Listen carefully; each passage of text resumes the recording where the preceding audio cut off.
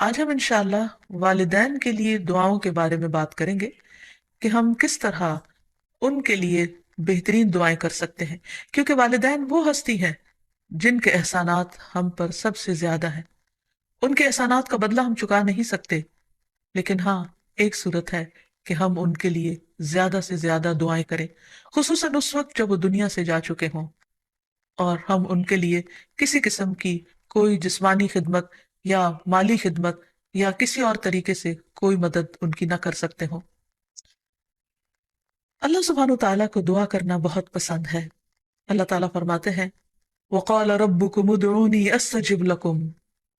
اور تمہارے رب نے فرمایا کہ مجھ سے دعا کرو، میں تمہاری دعا قبول کروں گا۔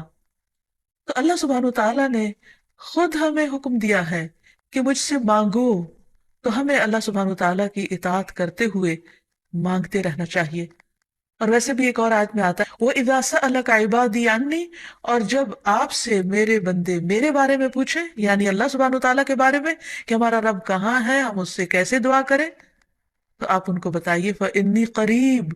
میں تو قریب ہوں، بہت قریب، دور نہیں ہوں، بیچ میں کسی اور کو لانے کی ضرورت ہی نہیں، سب سے زیادہ تو میں ہی تمہارے قریب ہوں۔ اجیب دعوت الداعی اذا دعانی، میں پکارنے والے کی پکار کا جواب دیتا ہوں جب بھی وہ مجھے پکارتا ہے، دن کو پکارتا ہے یا رات کو پکارتا ہے، غم میں پکارتا ہے یا غصے میں پکارتا ہے، بھوک میں پکارتا ہے یا بیماری میں پکارتا ہے، جب بھی پکارتا ہے میں اس کی پکار سنتا ہوں۔ تب اس کو کیا چاہیے کہ فَلْيَسْتَجِيبُوا لِي، چاہیے کہ وہ بھی میری بات مانے، یعنی اگر وہ چاہتے ہیں کہ ان کی دعائیں سنی جائیں تو انہیں میری اطاعت کرنی چاہیے۔ وَلْيُؤْمِنُوا بِي، اور چاہیے کہ مجھ پر ایمان لائیں، مجھ پر اعتماد کریں، مجھے اپنا رب مان لیں، لعلہم یرشدون، شاید کہ وہ سیدھی راہ پائیں، ان کو صحیح راستہ مل جائے۔ ہوتا یہ ہے کہ جب انسان کی زندگی میں کوئی مشکل آتی ہے تو اس کے پیچھے کوئی مقصد ہوتا ہے، کوئی حکمت ہوتی ہے۔ اللہ سبحانہ تعالیٰ اپنے بندے کو اپنے اور قریب کرنا چاہتا ہے،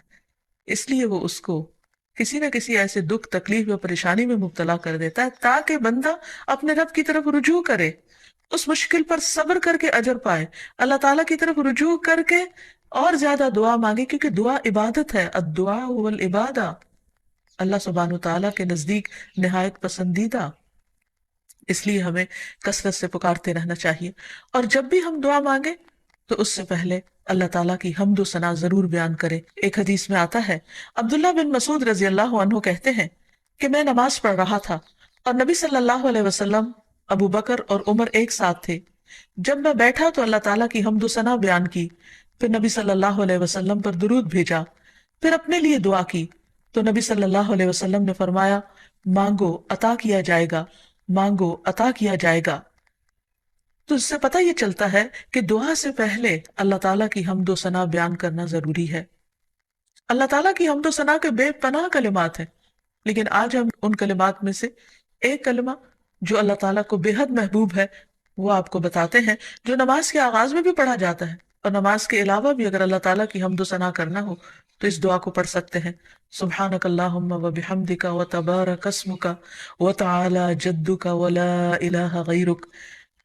اے اللہ تو پاک ہے اپنی تعریف کے ساتھ، تیرا نام بڑا ہی برکت والا ہے، تیری بزرگی بلند و برتر ہے، تیرے علاوہ کوئی بھی الہ نہیں ہے۔ تو بہرحال والدین کے لیے دعا کرنے سے پہلے اللہ سبحانہ تعالیٰ کی حمد و ثنا بیان کیجئے، پھر نبی صلی اللہ علیہ وسلم پر درود بھیجئے، اور پھر اپنے ماں باپ کے لیے دعائیں کیجئے، کیونکہ یہ اللہ تعالیٰ کا حکم بھی ہے وَقُلْ رَبِّ ارْحَمْهُمَا كَمَا رَبَّيَانِي صَغِيرًا، اور آپ کہہ دیجئے اے میرے رب ان دونوں پر رحم کیجئے، یعنی والد پر بھی اور والدہ پر بھی، جیسے انہوں نے مجھے چھوٹا سا پالا تھا، بچپن میں پالا تھا، جب میں نہ خود کھا سکتا تھا، نہ پی سکتا تھا، اور نہ خود اپنے آپ کو صاف کر سکتا تھا، تو انہوں نے دن رات بغیر کسی وقفے کے میری خدمت کی۔ تو اے رب اب جب کہ وہ بڑے ہو گئے ہیں، وہ تیری رحمت کے محتاج ہیں، تو ان پر رحمت فرما اور ان کی مشکلات آسان فرما۔ پھر اسی طرح والدین اگر زندہ ہو تو بھی دعا کی جائے، اور اگر وہ فوت ہو جائے تو وہ اور بھی زیادہ دعاؤں کے مستحق ہو جاتے ہیں۔ جب برزخ میں والدین کا درجہ بڑھا دیا جاتا ہے، یعنی بلند کیا جاتا ہے، تو وہ پوچھتے ہیں کہ ہمیں درجے کی یہ بلندی کیوں کر حاصل ہوئی؟ تو انہیں بتایا جاتا ہے کہ یہ تمہاری اولاد کی دعا کی وجہ سے۔ ویسے بھی جب انسان فوت ہو جاتا ہے تو اس کے اپنے عمل کا سلسلہ ختم ہو جاتا ہے۔ تین چیزیں مرنے کے بعد بھی فائدہ دیتی ہیں، جن میں سے ایک صدقہ جاریہ ہے، دوسرے ایسا علم جو انسان اپنے پیچھے چھوڑ جائے جس سے لوگ فائدہ اٹھائیں، اور تیسرے ولد صالح یدعو لہ، نیک اولاد جو اپنے والدین کے لیے دعائیں کرے، یعنی بیٹے کی دعا یا بچوں کی دعا اپنے والدین کے حق میں قبول ہوتی ہے، اس لیے خوب خوب دعائیں کرنی چاہیے۔ ہم دیکھتے ہیں کہ مختلف پیغمبر بھی اپنے رب سے اپنے والدین کے لیے دعائیں کرتے رہے ہیں، جن میں نوح علیہ السلام کی دعا ہے، وہ کہتے ہیں رب اغفر لی ولوالدی ولمن دخل بیتی مؤمنا وللمؤمنین والمؤمنات، اے میرے پروردگار مجھے بخش دے اور میرے والدین کو بخش دے اور ہر اس شخص کو جو میرے گھر میں مومن کی حیثیت سے داخل ہوا ہو ان سب کو بھی بخش دے۔ اسی طرح ابراہیم علیہ السلام کی دعا ہے ربنا اغفر لی ولوالدی وللمؤمنین یوم یقوم الحساب، اے ہمارے پروردگار مجھے، میرے والدین اور تمام مومنوں کو اس دن معاف کر دینا جس دن حساب لیا جائے گا۔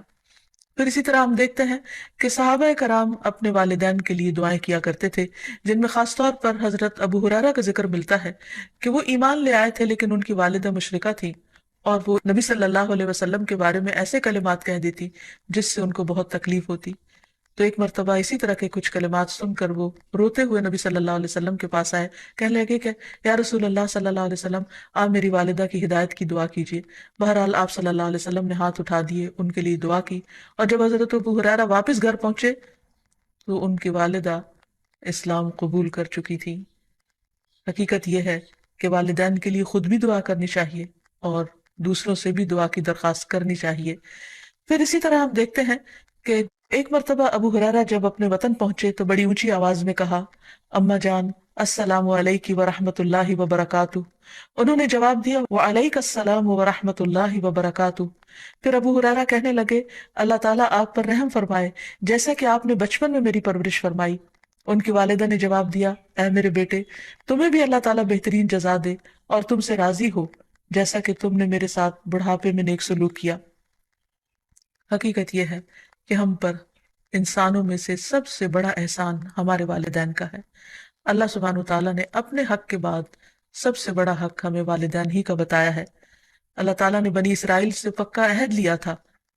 قرآن مجید میں آتا ہے وَإِذْ أَخَذْنَا مِيثَاقَ بَنِي إِسْرَائِيلَ لَا تَعْبُدُونَ إِلَّا اللَّهَ وَبِالْوَالِدَيْنِ إِحْسَانًا،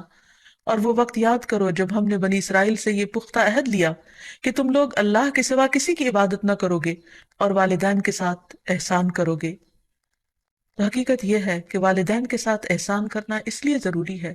کہ ہم ان کا حق ادا نہیں کر سکتے جتنی وہ محبت کے ساتھ ہمیں پالتے ہیں۔ بچے والدین کی خدمت عزت کرتے بھی ہیں تو بعض اوقات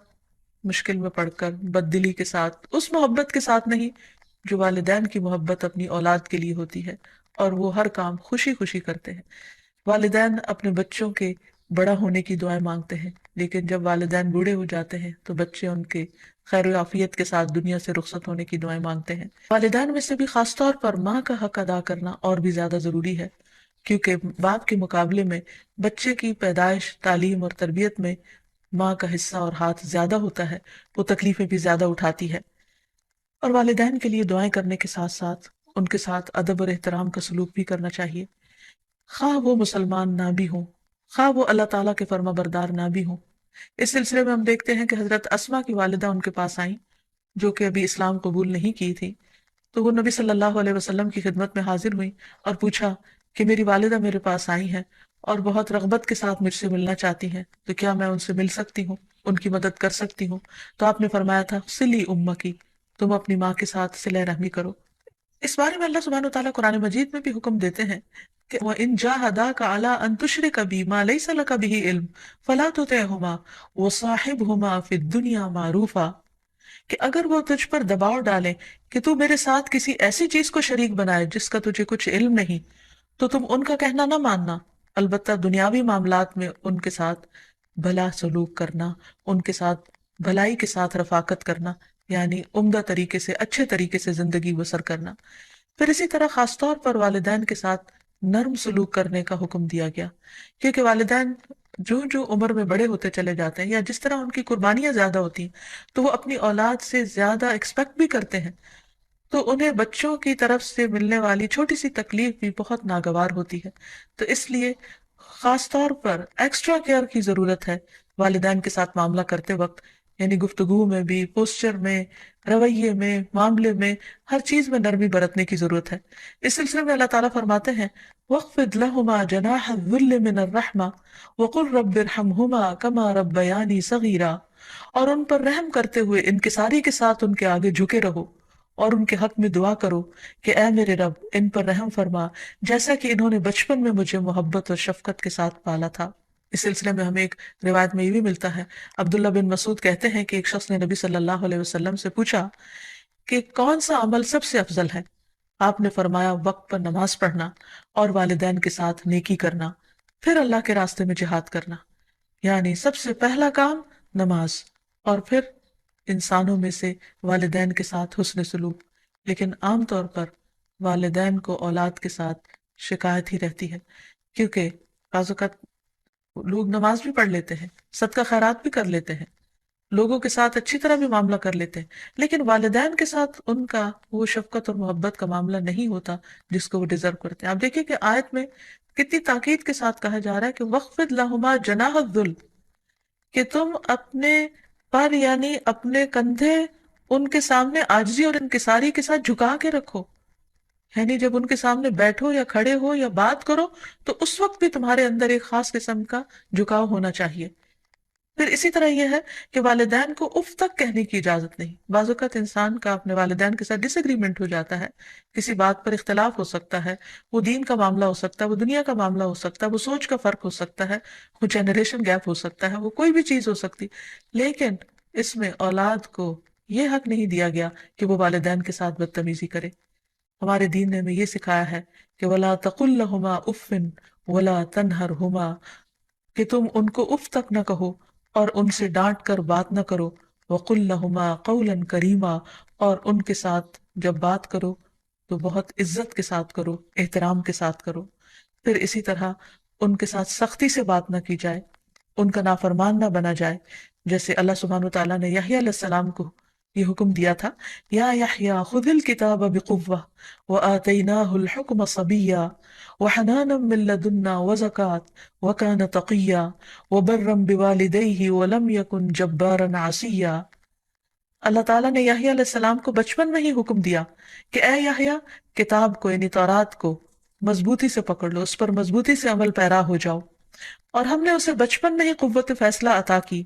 اور ہم نے اسے اپنی مہربانی سے نرم دل اور پاک سیرت بنایا، اور وہ فی الواقع پرہیزگار تھے اور اپنے والدین سے ہمیشہ اچھا سلوک کرتے تھے۔ یہ قرآن مجید کی گواہی، اور کسی وقت بھی جابر اور نافرمان نہ ہوئے، یعنی انہوں نے کبھی بھی اپنے والدین کے ساتھ بدتمیزی نہیں کی، سختی نہیں کی، بد اخلاقی نہیں کی۔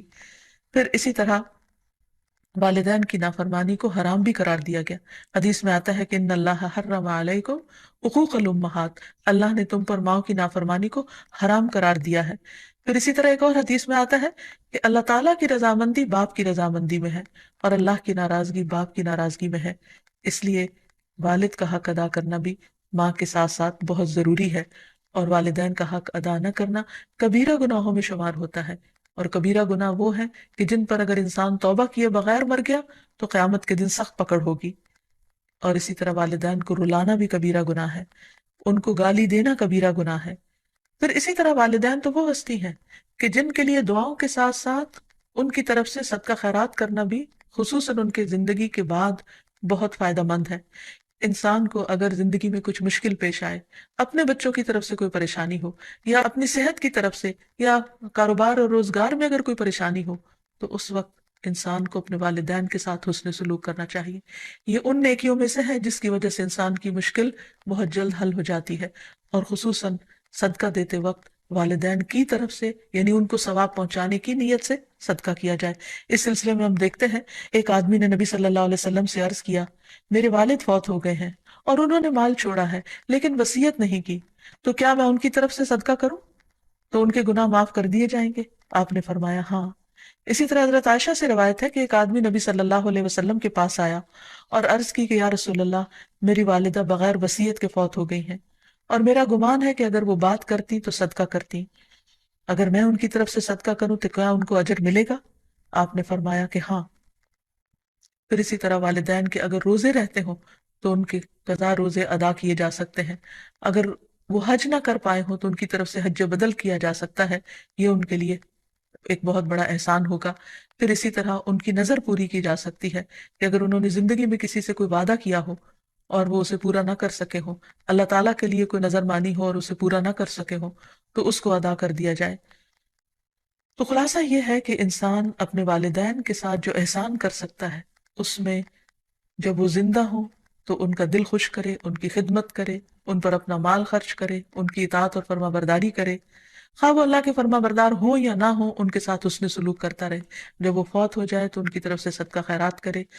والدین کے دوستوں کے ساتھ حسن سلوک کرے، اور اس کے ساتھ ساتھ ان کے لیے خوب خوب دعائیں کرے، اور خصوصاً یہ مختصر سی دعا جو اللہ سبحانہ وتعالیٰ نے خود حکم دیا کرنے کو، رب ارحمہما کما ربیانی صغیرا، اس دعا کی خوب خوب تکرار کرے اور ان کی بخشش کی بھی دعا کرے۔ اور آخر میں ہم سب دعا کرتے ہیں اپنے والدین کے لیے